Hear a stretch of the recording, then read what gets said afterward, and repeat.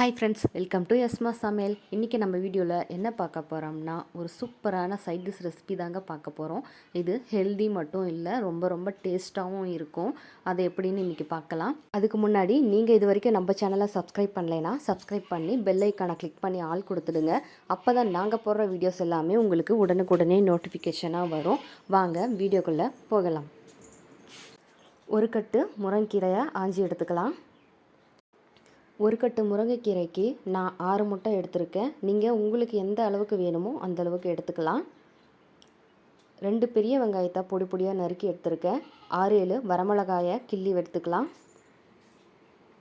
இப்போது கடாயில் எண்ணெய் ஊற்றிக்கலாம். எண்ணெய் காஞ்சதுக்கு அப்புறமா கடுகு உளுந்து சேர்த்துக்கிறேன். இது நல்லா பொரிஞ்சு வரட்டும். கடுகு உளுந்து நல்லா பொரிஞ்சதுக்கப்புறமா கட் பண்ணி வச்ச வெங்காயத்தையும் வரமிளகாயும் சேர்த்துக்கலாம். அடுப்பை மீடியம் ஃப்ளேம்லேயே வச்சு நல்லா வணக்கி விடுங்க. இப்போது வெங்காயம் வணங்க கொஞ்சம் கல்லுப்பு சேர்த்துக்கலாம். வெங்காயம் கல்லுப்பு சேர்த்துன உடனே கொஞ்சம் கலர் மாறி சீக்கிரமாக வணங்க ஆரம்பிக்கும்.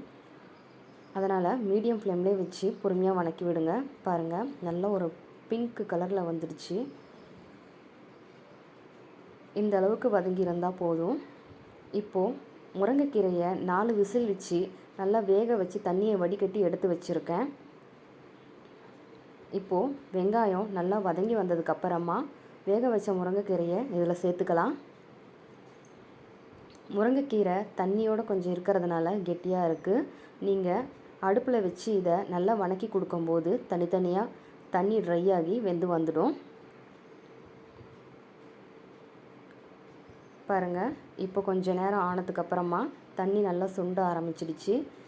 கீரையும் நல்லா உதிரி உதிரியாக வர ஆரம்பிச்சிருக்கு.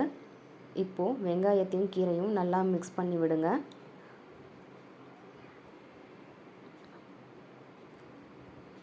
பாருங்கள், நல்லா தண்ணி சுண்ட சுண்ட கீரை ட்ரை ஆகிட்டே வருது. கீரை இப்போ நல்லா சுண்டி வர ஆரம்பிச்சிடுச்சு. இப்போது ஒரு குண்டால் முட்டைகளை உடச்சி ஊற்றி வச்சுருக்கேன். இப்போது இது கீரை ட்ரை ஆகிருச்சுன்னா ஊற்ற வேண்டியது தான். பாருங்கள், கீரை நல்லா தண்ணியெல்லாம் சுண்டி ட்ரை ஆனதுக்கு அப்புறமா எடுத்து வச்ச முட்டைகளை இதில் சேர்த்துக்கலாம். இதை இப்போ கொஞ்சம் நல்லா கீரையோடு மிக்ஸ் பண்ணி விடுங்க. அடுப்பை இந்த ஸ்டேஜில் சிம்லேயே வச்சு மிக்ஸ் பண்ணி விடுங்க, இல்லைன்னா முட்டை அடியில் தீய ஆரம்பிச்சிரும். முட்டையும் கீரையும் நல்லா மிக்ஸ் ஆகி வரணும்.